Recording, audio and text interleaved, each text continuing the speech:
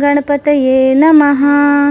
शान्ताकारं भुजगशयनं पद्मनाभं सुरेशं विश्वाधारं गगनसदृशं मेघवर्णं शुभांगं लक्ष्मीकान्तं कमलनयनं योगविद्यानगम्यं वन्दे विष्णु भवभयहरं सर्वलोकैकनाथं। ओम नमो भगवते वासुदेवाय। सभी भक्तगणों को सादर नमस्कार। आज हम पुरुषोत्तम मास अध्याय के अंतर्गत अध्याय 11 का अध्ययन करेंगे। अध्याय 11 के अंतर्गत श्री नारद जी बोले, सब मुनियों को भी जो दुष्कर कर्म है, ऐसा बड़ा भारी तप जो इस कुमारी ने किया, वह हे महामुनि हमसे सुनाइए। श्री नारायण बोले, अनंतर ऋषि कन्या ने भगवान शिव, शांत, पंचमुख, सनातन महादेव को चिंतन करके परम दारुण तप आरंभ किया।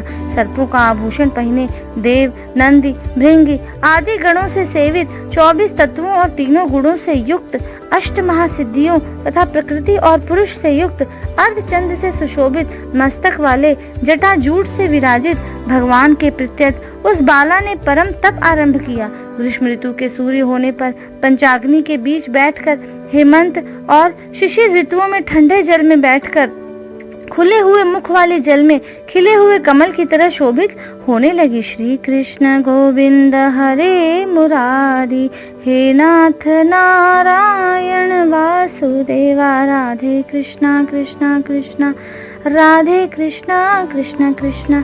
इस प्रकार से वह कन्या सिर के नीचे फैली हुई काली और नीली अलकों से ढकी हुई वह जल में ऐसी मालूम होने लगी जैसे कीचड़ की लता सेवारों के समूह से घिरी हुई हो। शीत के कारण नासिका से निकलती हुई शोभित धूम राशि इस तरह दिखाई देने लगी जैसे कमल से मकरंद पार करके भ्रमर पंक्ति जा रही हो। वर्षा काल में आसन से युक्त चौतरे पर बिना छाया के सोती थी और वह सुंदर अंग वाली प्रातः सायं धूमपान करके रहती थी। उस कन्या के इस प्रकार के कठिन तप को सुनकर इंद्र बड़ी चिंता में आ गए। सब देवताओं से दुष्प्रदशा और ऋषियों से स्पृहणियां उस ऋषि कन्या के तप में लगे रहने पर, हे नृपनंदन, हे क्षत्रिय भूषण, 9000 वर्ष व्यतीत हो गए। उस बाला के तप से भगवान शंकर ने प्रसन्न होकर उसे अपना इंद्रियातीत निज स्वरूप दिखलाया। श्री कृष्ण गोविंद हरे मुरारी, हे नाथ नारायण वासुदेवा, राधे कृष्णा कृष्णा कृष्णा राधे कृष्णा कृष्णा कृष्णा।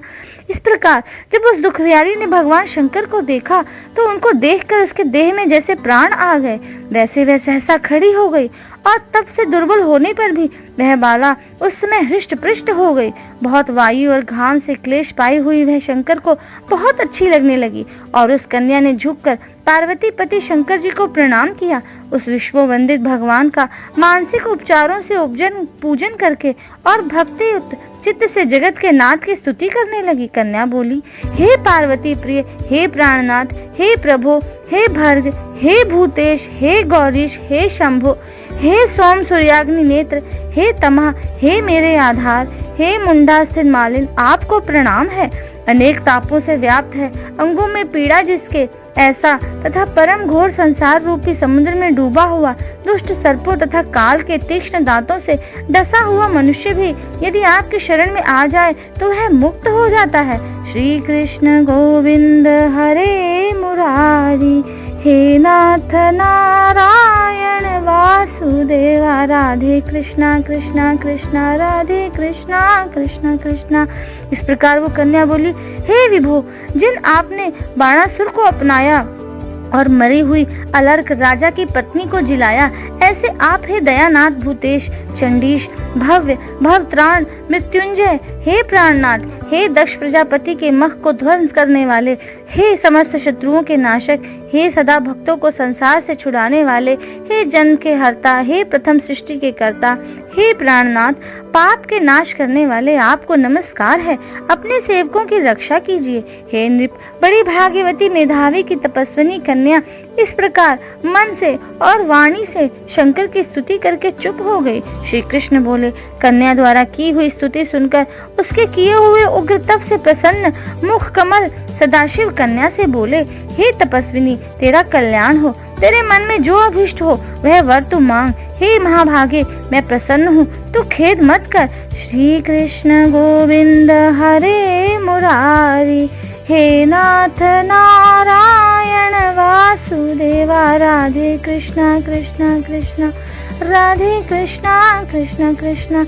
इस प्रकार ऐसे भगवान शंकर के वचन सुनकर वह कुमारी अत्यंत आनंद को प्राप्त हुई और हे राजन, प्रसन्न हुए सदाशिव से बोली, कन्या बोली, हे दीनानाथ, हे दया सिंधु, यदि आप मेरे ऊपर प्रसन्न हैं तो हे प्रभु, मेरी कामना पूर्ण करने में देर न करें। हे महादेव, मुझको पति दीजिए, पति दीजिए, पति दीजिए, मैं पति चाहती हूँ, पति दीजिए।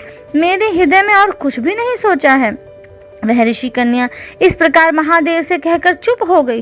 तब यह सुनकर महादेव जी उससे बोले, शिव बोले, हे मुनि कन्यके, तूने जैसा अपने मुख से कहा वैसा ही होगा, क्योंकि तूने 5 बार पति मांगा है। अतः हे सुंदरी, तेरे 5 पति होंगे और वे 5 वीर, सर्वधर्म वेत्ता, सज्जन, सत्य पराक्रमी होंगे। श्री कृष्ण गोविंद हरे मुरारी, हे नाथ नारायण वासुदेवा, राधे कृष्णा कृष्णा कृष्णा, राधे कृष्णा कृष्णा कृष्णा। तेरे 5 पति यज्ञ करने वाले, अपने गुणों से प्रसिद्ध, सत्य प्रसिद्ध, जितेंद्रिय, तेरा मुख देखने वाले, सभी क्षत्रिय और गुणवान होंगे। श्री कृष्ण बोले, ना तो अधिक प्रिय, ना तो अधिक अप्रिय। ऐसे महादेव के वचन को सुनकर बोलने में चतुरा कन्या झुक कर बोली, बाला बोली, हे गिरिजाकांत सदाशिव, संसार में एक स्त्री का एक ही पति होता है, अतः 5 पति का वर देकर लोक में मेरी हंसी न कराइए। एक स्त्री 5 पति वाली न देखी गई है और न सुनी गई है। हाँ, एक पुरुष की 5 स्त्रियां तो हो सकती हैं। हे शंभो, हे कृपानिधे, आपकी सेविका मैं 5 पतियों वाली कैसे हो सकती हूँ? आपको मेरे लिए ऐसा कहना उचित नहीं है। आपकी सेविका होने के कारण जो लज्जा मुझे हो रही है वह आप अपने को ही समझिए।